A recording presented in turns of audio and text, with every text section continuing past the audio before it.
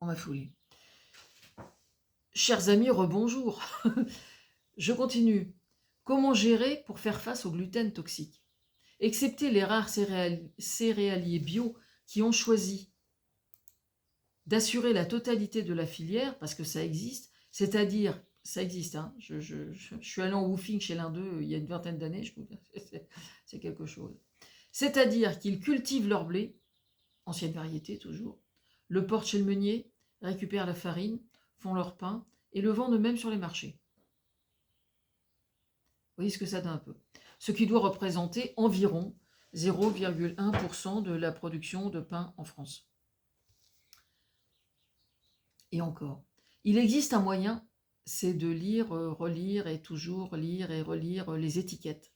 Se fier au Nutri-Score, bien sûr, qui, s'il n'est pas idéal, s'il n'est pas parfait, permet, quoi qu'on en dise, d'y voir un peu plus clair. Mais relativement au problème du gluten, il n'est pas d'un grand secours, tant ce problème est spécifique. Personnellement, pour des raisons de santé, je cuisine quasiment 95% de mon alimentation. Autant dire quasiment jamais de plat tout préparé. Je carbure au potage maison, plus spécialement à la soupe de potimarron, comme la Joconde qui se lèche les babines au Louvre. Je les mets dans des pots de confiture, pas complètement remplis, d'accord? Donc je fais une grande, même en plein été, hein. Comme ça, quand j'ai la flemme de préparer quelque chose, quand j'ai la flemme de cuisiner, je sors un pot et puis allez hop, un bout de pain, beurre, fromage et puis ça roule. Un fruit et puis on retourne bosser. Pour ce qui concerne le problème du gluten, la meilleure parade consiste à changer de céréales et éviter le blé. Je m'oriente personnellement vers le sarrasin, qu'on appelle aussi blé noir, très commun dans la culture bretonne, qui présente d'autre part l'énorme avantage d'être bien moins difficile à produire que le blé, relativement au peu d'exigences qu'il nécessite, que ce soit pour son besoin en eau ou que ce soit en intrants, c'est-à-dire traitement chimique, si l'on parle engrais et réchauffement climatique, et ainsi que le petit épeautre, qui lui alors est le must en matière de gluten.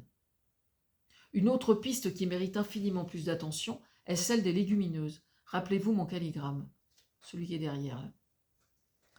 Parce que ceux qui fabriquent un pain avec la farine de pois chiche, visiblement, y trouvent leur compte.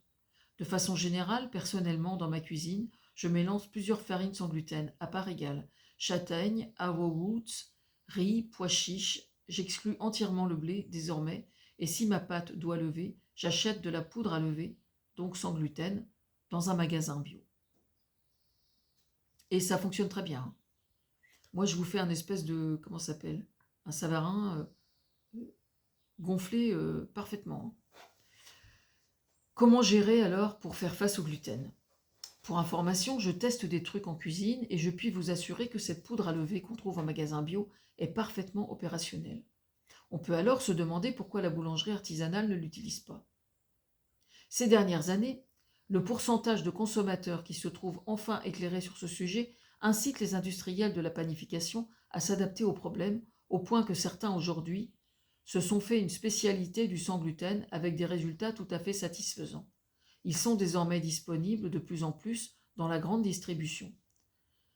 Petit aparté. Alors, c'est vrai que j'ai entendu, quand il y a des émissions sur le sujet, j'entends des nutritionnistes dire ouais, mais c'est une mode. Enfin, ils disent de moins en moins quand même, hein. C'est une mode. Alors, si vous voulez, il y a un truc qui n'est pas cohérent, c'est que on va faire super attention, on va acheter des trucs sans gluten, etc. Et puis bon, le soir, on va se prendre des cuites ou. Enfin, je veux dire, quand on fait attention à sa santé, il est souhaitable d'y faire attention tout le temps, raisonnablement, mais de façon constante, quoi. Si c'est pour se ruiner à acheter des trucs sans gluten et puis craquer dès que vous passez devant une boulangerie à acheter 3-4 gâteaux, c'est pas la peine d'acheter du sans gluten, quoi. C'est autant pisser dans un violon, quoi. C'est tout ce que je voulais dire. Voilà, bref. Donc, je disais donc, c'est en fin de compte la chaîne de boulangerie artisanale qui clairement se trouve désormais en retard sur le sujet. Parce que si vous entrez dans une boulangerie pour dire est-ce que vous avez du pain sans gluten, non, personne n'en a. Aucune boulangerie artisanale aujourd'hui ne propose de pain sans gluten. Ils proposent dans le meilleur des cas du petit épeautre, ça peut arriver. Mais non, tout est à faire, hein. Clairement tout est à faire. Personnellement, j'ai dû littéralement bannir quasiment le fait d'aller chez le boulanger, acheter pain et viennoiserie à mon grand regret. Et je reconnais que c'est vraiment la mort dans l'âme que je m'en prive, parce que c'est un rite auquel je suis viscéralement attachée. Pour moi, je rentre dans un café, un chocolat chaud, un croissant, c'est... et je suis malade l'après-midi, évidemment. Voilà. Personnellement, j'ai dû bannir quasiment le fait d'être... Bon, excusez-moi, je me répète. Notre consommation de pain représente pour beaucoup une sorte de totem, au sujet duquel il serait hors de question de se remettre en cause. Manger du pain blanc en telle quantité est lié au fait qu'il est peu nourrissant. Donc, votre corps n'est jamais repu, puisqu'il vous nourrit trop peu. Quand j'étais enfant, avec mes 10 tartines de pain blanc au petit déjeuner, avec du beurre et tout, et que j'ai crevé de faim à 11 h du matin, c'est quand même pas normal. D'accord. Bon. Alors bien sûr, passer du pain blanc plein de vide nutritionnellement au pain complet ou autre demande un peu d'adaptation. De façon plus générale, plus le pain ou la farine sont blancs, plus ils sont toxiques et provoquent des maladies chroniques.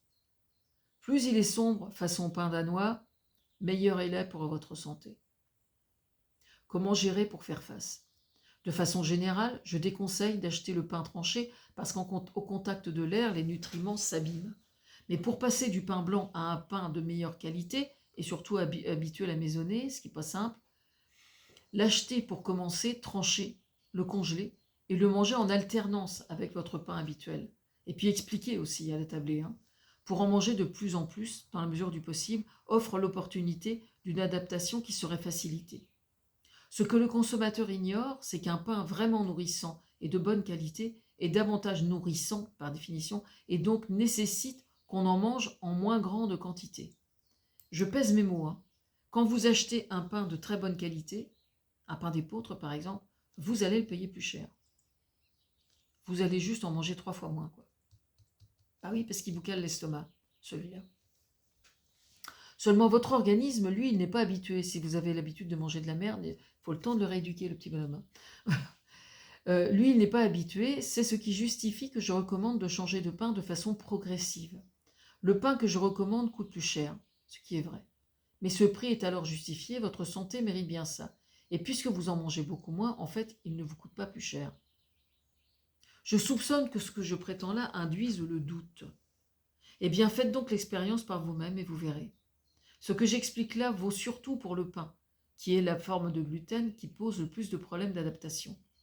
Les deux objectifs principaux recherchés au sujet des semences de blé résidaient d'une part dans le rendement, mais aussi, parallèlement, dans la qualité strictement physique du gluten. Je dis bien physique strictement. C'est bien là le vrai problème. En somme, il ne recherchait que le gluten chamallow, au détriment total de sa composition, et c'est de là que vient ce qu'il faut bien appeler une véritable dérive. Pour ce qui concerne le reste de la cuisine, soyons honnêtes, ça ne pose aucun problème d'adaptation en dehors de la couleur. Mais en cas de nécessité, on peut aussi faire du mix dans les farines. Pour finir, demandons son point de vue à un certain Digesto. 3e vidéo.